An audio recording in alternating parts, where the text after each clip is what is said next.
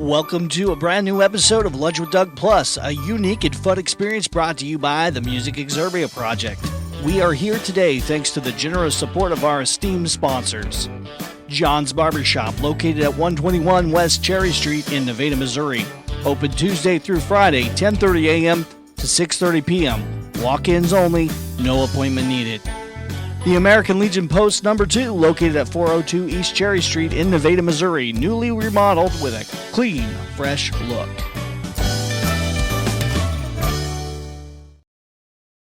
Hey everybody, welcome to the show, and as promised, the one, the only Karalea Edmisten is here with me today, and she is, in my eyes, she's an amazing poet, but there's so much more to her than just poetry. She's just been involved in the arts in a long time, many years, lots of training, and even in education and all of this, so we'll get to her. Karalea, how are you today? I'm good, Doug. How are you? Well, I'm super excited to have you on the show because I think our viewers are really going to really get a lot out of all of the things that you do. So just to get started, let's talk about the latest project. You've done a lot of things. What is the latest project you're either working on now or you just got through? My very latest project, I just got done stage managing Into the Woods with CCPA. And exciting news, I've joined the board. So I'll have my first board meeting, not this Tuesday, but next Tuesday. Well, that's fantastic. You'll make a great board member. You're pretty you've got that administrative type thing going on. That's good. But yet on the other side, you're so artistic as well. So that's awesome as well. So let's see. I remember you did this when you were stage managing. And what was the last one you directed recently? You directed play. Noise is off. Yeah, that's what it was called. That was fantastic. I got to attend that one, and that was awesome. You did a Thank you. really good job with that one. It was a lot of fun and just very visual and all that, and it was a cool production. So how take us back to when you were younger and how did you get the creative bone kind of how did you get into the arts in the first place? Oh, well, my sister Rose and I used to make our own productions, and we'd make our grandma and our parents sit down and watch them. That kind of got the whole ball rolling. And then I found my love of writing poetry after my mother's death when I was 11. Yeah. And you've written a lot of poems. I've heard some of them, and some of them have been published. Some of them you've made them so you can basically read those live. Tell me, because like I understand poetry a little bit, but like not really. Tell us about how that whole thing happens and how that just how you become a poet, I guess, in the world. How does that work? Well, Doug, I don't think poets are made. I think poets are born. Ah, yeah. That was a killer answer. Killer answer. Yeah. Yeah, but for me, it's just there are those things that you can't say, that you can't really put words to in the vernacular, right? Just in layman's terms. Um, so for me, poetry is the only way to do those things justice, to say those things and have them hopefully mean for others, or spoken in a spoken medium, what they mean for me. Or even like they might mean something else to you and be cathartic and help you express an emotion that you don't know how else to put out there. Does that make sense? It does. It does. And sometimes I guess do you have some that are interpretive? Some people interpret them maybe one way and others another way, or Sure. Oh yeah. yeah, that's possible. And then some of them that, and I'm not saying just your poems, but some of the poems I wrote, I've not wrote, but I've read. Sometimes I got something like the first time I read it, and then maybe later I got something different, Mm-hmm. depending on my place in life at that time. Like it meant something different later in life than it did earlier on. Yeah, and often that's true when I'm writing as well. Um, there's with my poetry, there's often more than one meaning hidden in those words, so you that's open to interpretation. Yeah. Yeah, I like to read between the lines on things sometimes, but then sometimes when you're reading that as the person who's reading it, sometimes like again, what you got out of might not be what the poet actually meant, but it was kind of left open-ended maybe. Hmm. Maybe intentionally, maybe not intentionally. Hard to say, huh? Could be either. Yeah. Yeah. So now we've talked before. I've been interested in this one that kind of a reoccurring thing. You wrote some poetry and you made kind of a play and this was performed several years ago. Tell us about that your production there. So that particular art form is called a choreo poem, and it is a production length poem that is set to music and movement, and that is embodied on the stage through actors and musicians. The one that I was involved in was called Unspeakable Little Things, and I'm a Pisces, so I wrote the part of water, obviously. um, but it was the premise was those things that we as women go through that society doesn't want to look at. Society wants to look away from those things. And so we presented that through the lens of the choreo poem. We had the elements of earth, fire, water, and what else? What else is there? Earth, fire, water. There was another one. And then we had one male character who was wind, and the wind just wove between the other characters and influenced their lives and moved them in different ways. So I also directed that and did the set design for that Yeah. back in the college days. Yeah, nice. Now I was kind of surprised because I knew you when you were younger and I knew you were, in the performing arts and stuff. But then later got to find out and discover that, you had really put a lot like you're just throwing your life into like this kind of the arts. I guess I should just round it off like that.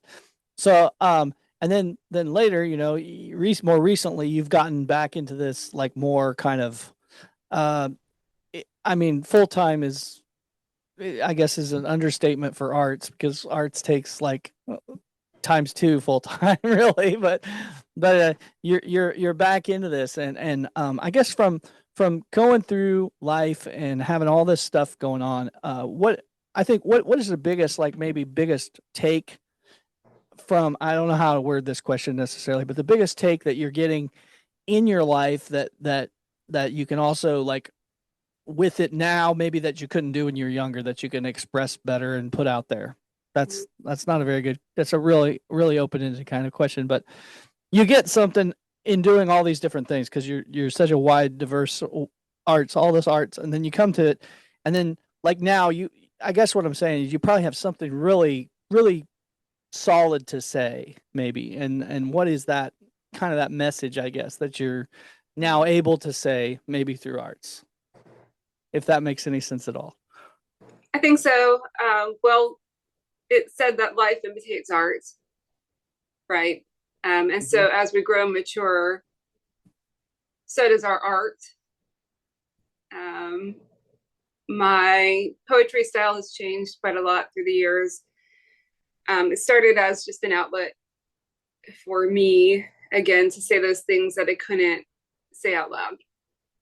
Mm-hmm. But then I started to share some of those pieces, and the feedback was, oh, wow, I really needed that for me. And so you learn that these things that you go through kind of on your own are not, you're not alone in them. They're universal, Mm-hmm. right? And there are other people that don't know how to articulate those things in their lives. So through articulating those things for myself, it's it's a kind of generosity in sharing that with someone, because you don't know where that person's been, what they've been through, what they've experienced. And they may take it, of course, and interpret it the way that you delivered it, or they may take it and interpret it based on their perspective, their lens. But my hope is that it does enrich, help, act as a form of therapy or catharsis, when someone hears that art. With theater, obviously, Noise is Off is a big, complex show, and always wanted to direct it, but at this point in my life, I think I felt like I had the maturity and the experience behind me under my belt to be able to realize that on stage. Definitely. Yeah, you're able to say, I guess you're able to say things now through your art that you couldn't say before. And I think one of the things I think I'm fascinated with you most about that really, like, maybe why I wanted you even on the show today. I'm so fascinated with maybe the way that you can say something poetically, or even not poetically, but you can kind of put the words onto, you can say something like, and I'm not like a young guy, but you can say something and I'm just like stuttering around here trying to say it, figure out what I'm trying to say, and then like you're like, oh, this is what that is, or oh, here's the, and Mm-hmm. that intrigues me. And I could see that you could do that, I guess, in any form. It doesn't have to be poetry. You could say that in a lot of different ways. And Mm-hmm. do you think, I guess, in the previous question, that's something you think that maybe you couldn't always do that. That's something that comes with life, or and doing it over and over, different types of forms of art. Oh Or yeah. do you think that was something you were also sort of born with? Or maybe a little of both. Poets are born, um, but as I've grown and matured, yes, there are things that maybe I couldn't say when I was younger, or I say them much more eloquence Mm, now than a younger version of me. And that's what my most recent poem was about, that I shared with you. mm-hmm. Mm-hmm. Nice. Yeah, that's fantastic. It just really fascinates me, like, just people and arts in general and stuff. What do you think? I mean, what do you? Sounds kind of silly, but like, what is it you want to be when you grow up, so to speak? What is this? Do you have something inside of you that you really want to do with art that you haven't done yet? That's like, it's kind of like a bucket list thing. What is that? Or do we know this? Yeah, well, yeah, I'd like to publish an anthology of my poetry, which Huh? I have not yet accomplished, but I would very much love to. Yeah, that would be amazing. Now, would that be like a book, or would that be like a DVD of you reciting it? How would this package come out, or what's in your head, I guess, on it? Well, you and I have had this discussion. I think, Uh-huh. of course, you can read poetry. You can sit Yeah. down and read it from a book, but delivered by the poet in the poet's voice is the very best way. So hopefully that's something like a book with a soundtrack companion, or DVD, some sort of recording of Uh-huh. me reading, because that's not a gift that we have for all poets. Right. You know, technology, we have it with the newer poets, but um, those poets that before technology, I often wonder if they were to have read this piece, like how would it have come out? What would it sound like? Does that make sense? Yeah. Oh yeah, it does. I wonder that sometimes too. Like, just with a lot of things, like how it gets, um kind of like the game you play when you were a kid, the telephone game. One person does it. Right. By the time it gets around, it's completely different than how it came Mhm. originally. And however, I guess the writings, most of the time we can access it kind of like it was originally written, but maybe some of the older stuff maybe it's been even been kind of somebody had their hands in there too, so maybe something slipped through a little bit in that interpretation even. I don't Hmm. know, the cutting board, so to speak. Yeah, because in the classroom, we're left to just read Emily Dickinson and um, do our best to interpret her words and the meaning and how it would be read or should be read. Yeah. Yeah. And it's even sheet music. When I look at sheet music on something that didn't come with a recording, those people had to really, really interpret that. So then by the time it got from that sheet music to the first recording that we know of or we have access to, how different was that? Yeah. We're just taking a stab at it, so to speak, a little bit on that. So that's kind of cool. Like that would be like a really a really neat thing. Now, are there I don't I'm kind of dumb in this field, but are there other poets that have done that? Is that a thing or is that not a thing? Where are we at on that in the world? No, I have not looked into that. Yeah. So I'm sure there's audio books of poems, poetry books, but would they Mhm. be someone else reading that or would they be yeah. Huh. Yeah, I honestly don't know. I've seen a lot of through becoming an educator, seen a lot of poets deliver their work through TED Talks, or there are a lot of like poetry slam contests where people have been recorded, but I don't know about an audiobook. I don't know if that's been done. Mhm. I don't know. This is exciting. I need to do more homework on things sometimes. And the fast paced algorithms of the internet, whatever it's throwing at you that minute, is what you got. So Right. yeah. Well, that's cool. Well, I really look forward to something like that. I think that would be really Hmm. awesome. Definitely something that if you do that, I don't know how soon that project would go, but definitely something you would we could entertain, distributing somehow here or help with that at least if that was Awesome. possible. So that would be something cool. So the creative people of America, I'm trying to find them, and you're on top of the list. So that's great. So you got into education, and you were teaching. You were a what type of teacher were you? English. English. And you are well versed in that. Before that, you were doing what? You were online, like doing writing things for people, right? Technical writing, Yeah. knowledge management, content development for fintech in the finance industry. So that kind of fit perfect. You were checking the punctuation a lot, I'm sure. And now what? I don't know the outcome now. Are you doing moving into something else or are you going to continue in the education? What's happening next? That's an open-ended question right now. Yeah.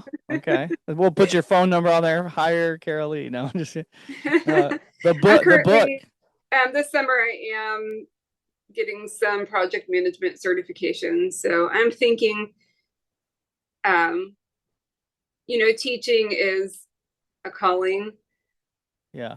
but it's very much a service.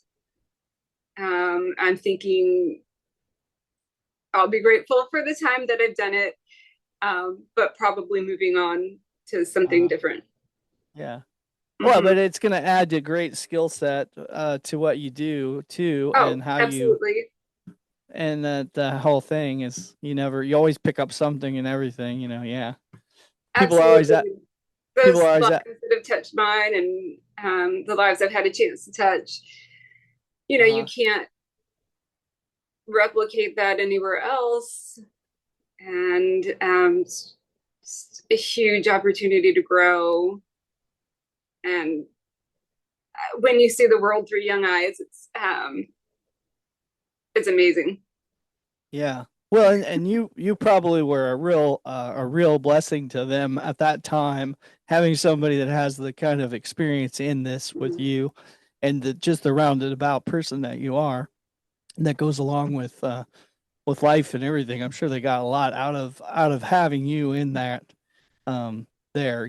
So I could see that would be some of the students probably will remember that for years to come. You might have really opened up something or lit a fire in them. So that's I hope so. educators have that. Yeah.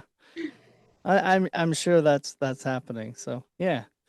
So what other projects are you thinking about in the near future that you'll be working on? Got anything Oh, coming up? I as far as writing, I don't know. I'm just kind of feeling that out as I go this summer. But I would like to play more with new forms. Uh, that's kind of on the fence right now.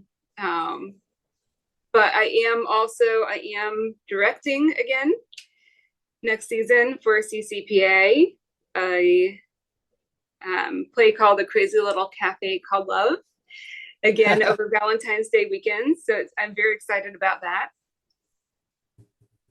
That's cool. Not Mhm. familiar with that. Is it anything tied to Queen? They had No, a song. no. It's actually it's very different. It's a very different type of production for me, which was part of the draw.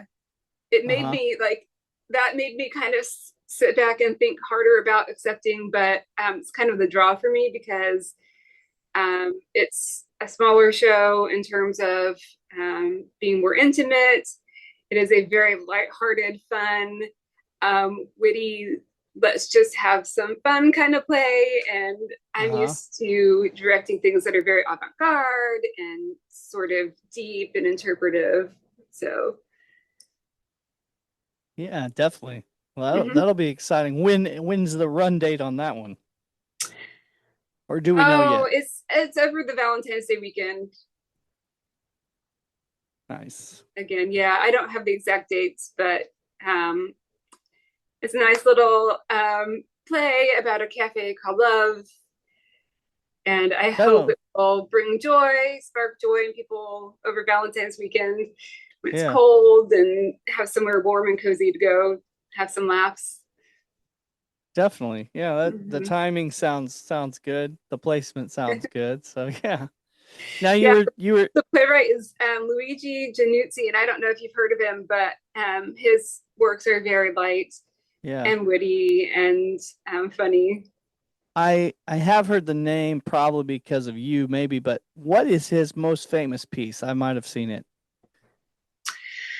That I don't know. I did a search on him on the internet before I accepted the position, and I could only find bits and pieces. I couldn't Huh. find like full production. So he's actually one that I'm not as familiar with, but I Yeah. really enjoy his style.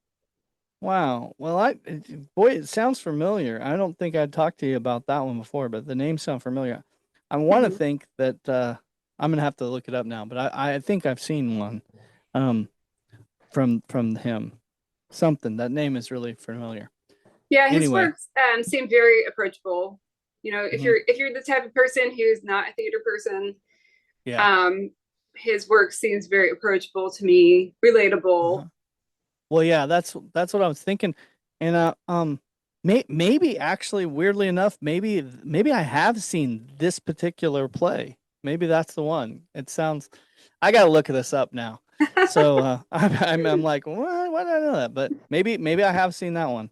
But yeah, that's interesting.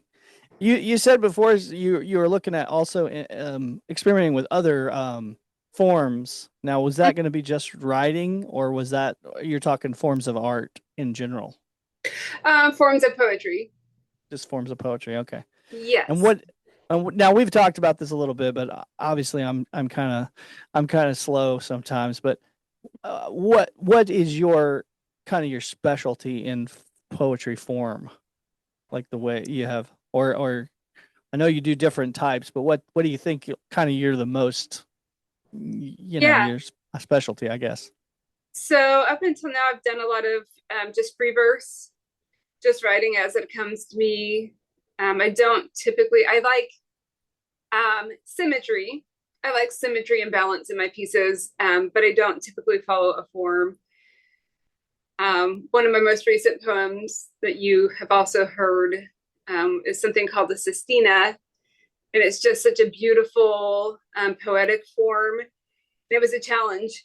It Hmm. really challenged me and stretched me as a poet and as a writer, and it took me 8 months to write it. Oh my. So I would like to just explore more. Two forms that I'm really interested in are um, spoken word poetry. So spoken word is kind of like the new slam poetry.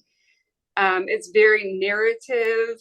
It's not as it's not rhymey, but it's more like telling a narrative, and it has poetic elements like meter, and sometimes does rhyme and the way that it flows, and also prose poetry.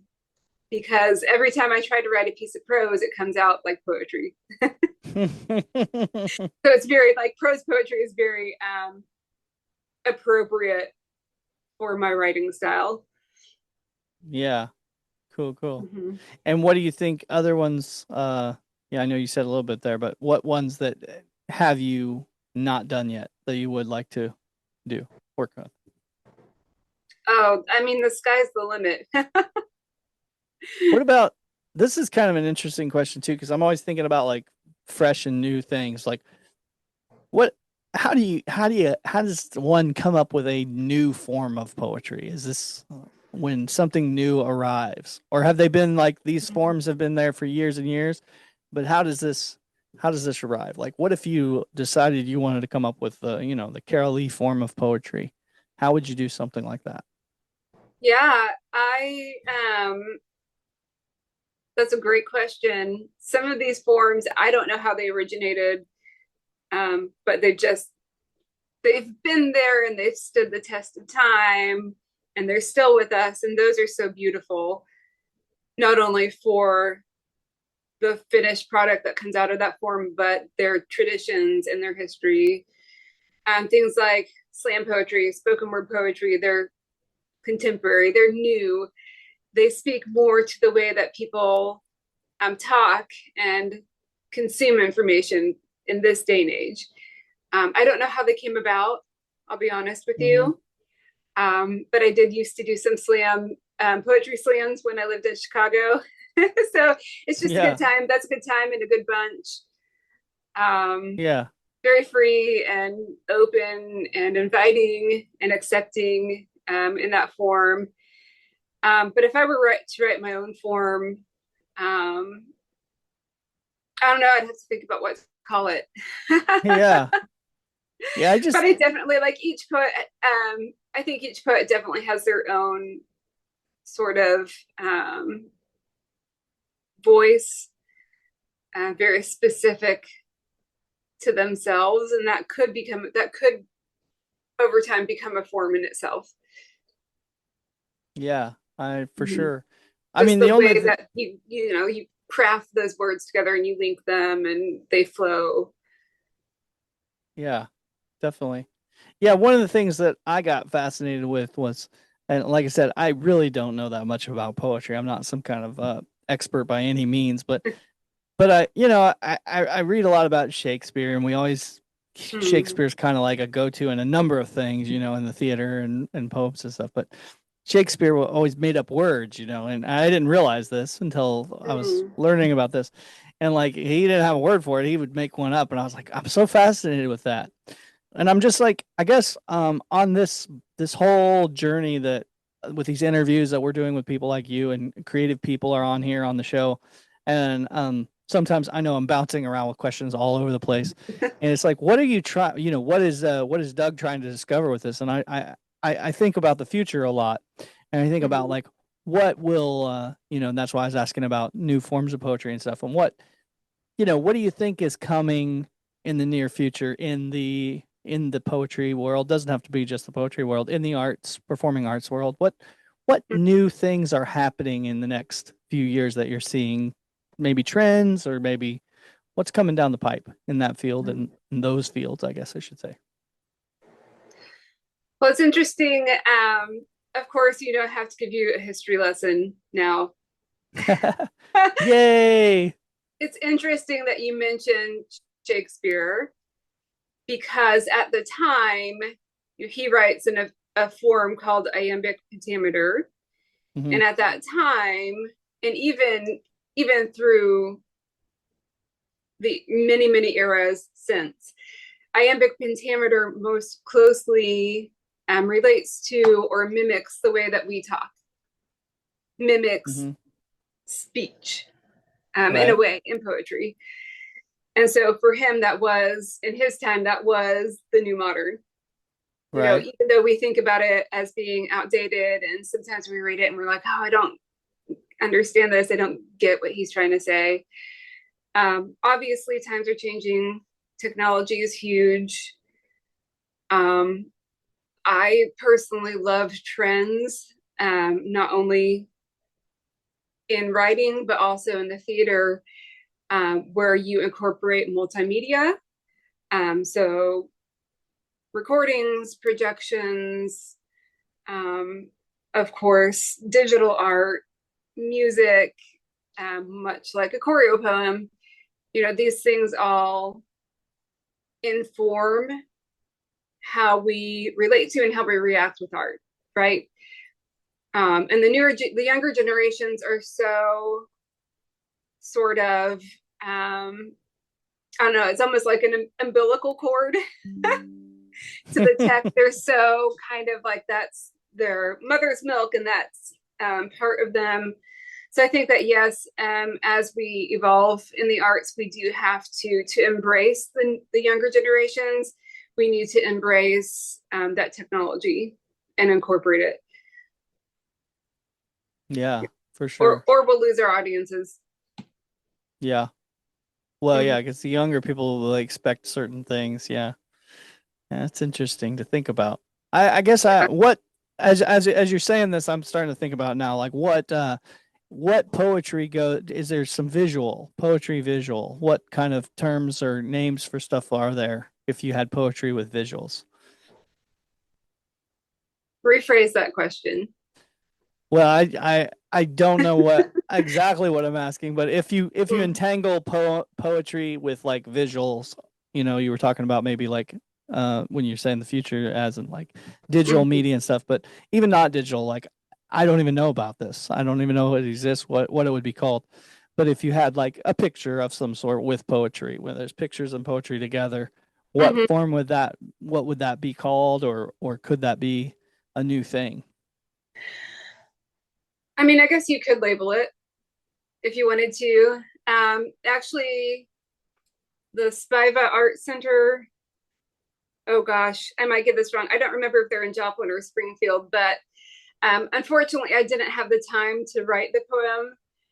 But they just had a competition where they had a series of photographs that photographers had taken, and they had writers come in and pick pictures and then write using the picture as their influence, as their inspiration.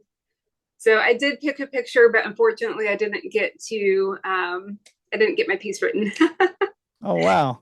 So yeah, but they had a really a neat series there at the end of the spring where they did this. They brought the photography and writing together, and they had a little reading. Nice. What did they call that exhibit? Do you know? Oh, I don't remember what it was called. I could look Yeah, it it's okay. up. I might you might have said something about that. That might be why it's somewhere in the back of my brain, but Yeah, that's cool. Spiva's kind of a pretty big place or a notable place anyway. That would have been sweet to yeah. have a piece up in there. Or maybe you can do something else and get it on exhibit there. I hope so. I'm sad that I was just in the throes of the end of the year grading and trying to get seniors off and graduated. Um, and I really regret that I didn't get in on that. But I hope they do it again or do more things like it. What was it Yeah, called? that's cool. Yeah, Yeah. yeah, I lead a very sheltered life, sort of, for a guy you would think had more exposure to things. But I oftentimes I miss a lot of things. I hear about stuff and I don't know, sometimes what's going on. Then I try to talk to people and find people that are in this kind of this thing. I'm like, I need to learn from these people what's happening. And then a lot of it is kind of sheltered from major mainstream media anyway. It's sort of like Hmm. it's its own little special place. So sometimes if you're just walking by, so to speak, it's kind of hard to really to plug in. I find that even in the fields that I'm dabble in, sometimes it's hard in even to get in places and find people that specialize in certain things.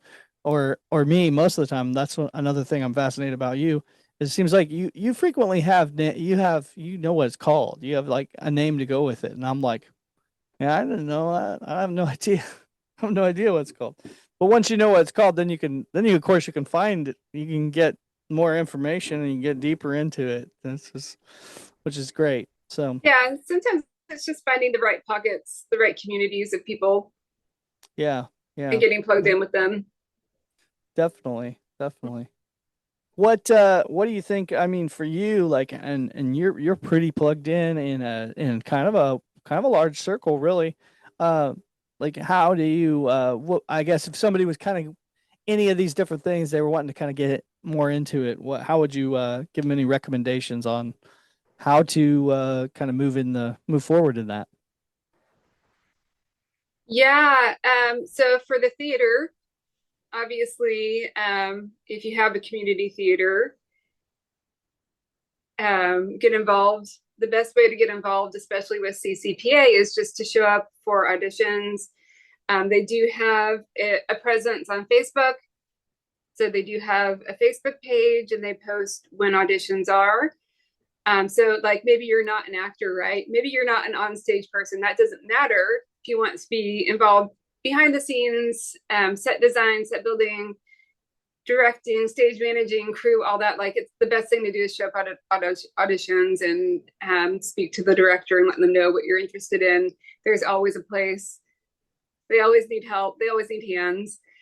Um, for writing, my very favorite place to go personally is a site called Reedsy, Reedsy, Reedsy. They have prompts, they have like prose content writing contests and poetry writing contests. So for someone just trying to get in, that would be a great way. Yeah, for real. Mm-hmm.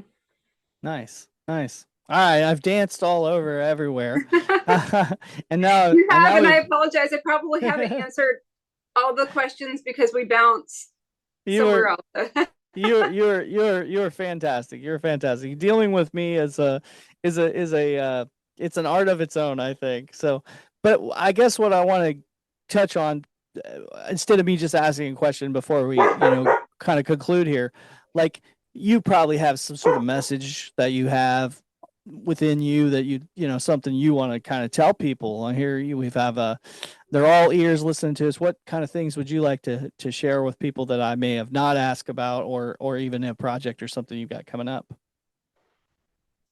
What do I like to tell people? Um, really, what I like to say with my poetry, the kind of like through line with all my pieces is it's okay to just be you.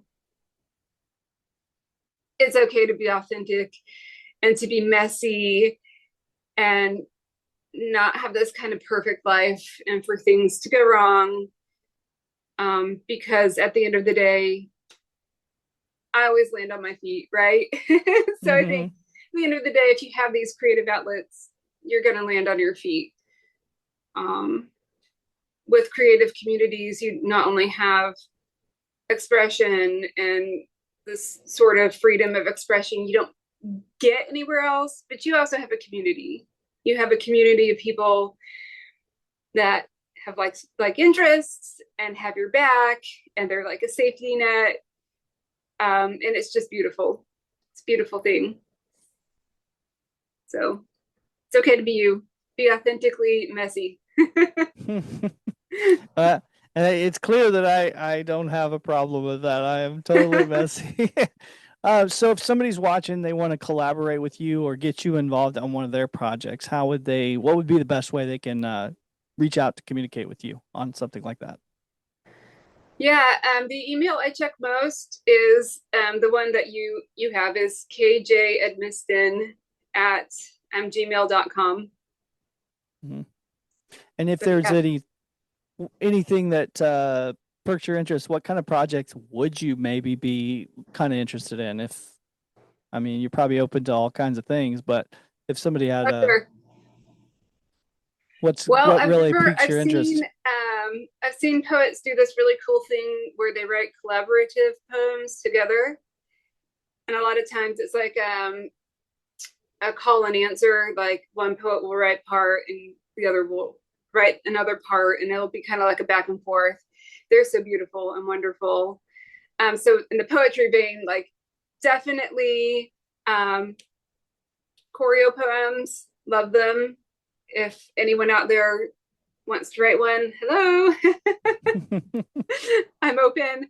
Um, for the CCPA, specifically, if there are people that have skill sets like construction and building, or stage managing, or directing, or even dramaturgy, we'd love to. So the other thing that's kind of my passion is obviously the teenagers. So the sort of teen generation coming up through the ranks, just really keeping them involved and passionate in the arts and theater. So master classes would be great to have someone that could lead master classes, maybe even over the summer, and bring kids in and teach them how to do these things. Yeah. Yeah, that would be great. Or Maybe I even can, young adults, I teens, was young thinking, adults. yeah, yeah, for real. Oh, that's good. That's why I love asking those open-ended things because I learned so many things. That's actually great. I don't think they've done that over there at CCPA before, have they? No, I mean, it's something we talked about briefly, just between you and me. But it's a great idea. I try to use younger people like stage managers to teach them how the job is done so they can kind of come up through the ranks and take those positions. Yeah, for real. Yeah, I think yeah, as a young individual, I think having the CCPA, and I never did say to the people that are not in Nevada, CCPA, what is it? Community Council on Performing Arts is what it is here in Nevada, Missouri at the Fox Playhouse. But as a youngster, I mean, having access to that, tapping into there and being able to just see it, observe it from a little more of an insider perspective was probably opened a lot of doors for for me, and Mhm. and the same thing any community theater in whatever town you're at, having that, and the doors are like open, really it's easier access than people think, like it's like Oh yeah. show up and you'll probably get something you can, or at least even if you didn't want to necessarily be involved in the production, again you could come in, you could kind of observe the process, and just understanding the process in general, like okay, here's how this process kind of works, here's how the audition process works, here's how the rehearsal process works and all this stuff. So yeah, I think having that behind the scenes access can be a major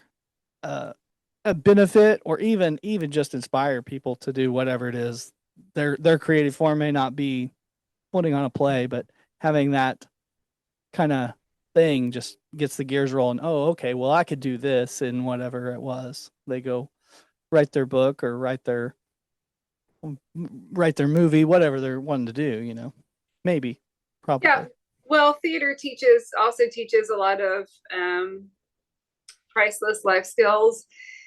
You're going to learn organization. You're going to learn presentation skills. You're going to learn um, project management. A play is a project, right?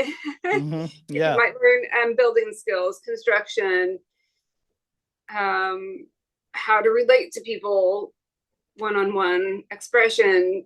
There's so much, theater is not just theater. There's so much you can learn there. and take out into the world with you.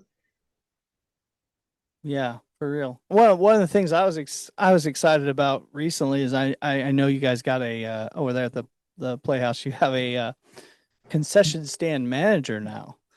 The lady, and I'm really fascinated with her. She's just exploding with creativity. She's going to be on the show at sometime too. I won't spoil it yet, but it's so that there's so much creativity that goes into literally just the way you display products and just the way you organize a concession stand, and that how that flows with it. It's got its own set of um, things that are creative, just as creative as set and doing a set design, as designing your point of purchase for your. It's just fascinates me on a different level. And even the lobby displays, I noticed you guys last play you had the fairy. What, she was a big hit. People were Yeah. taking selfies with the fairy. I was like, that was really cool. I think I saw more about the fairy on the internet than I did the actual play itself. She was all over the place. That was Yes. definitely a hit. So what was her name? Alyssa. Yeah. Now who came up with the idea to have her do that?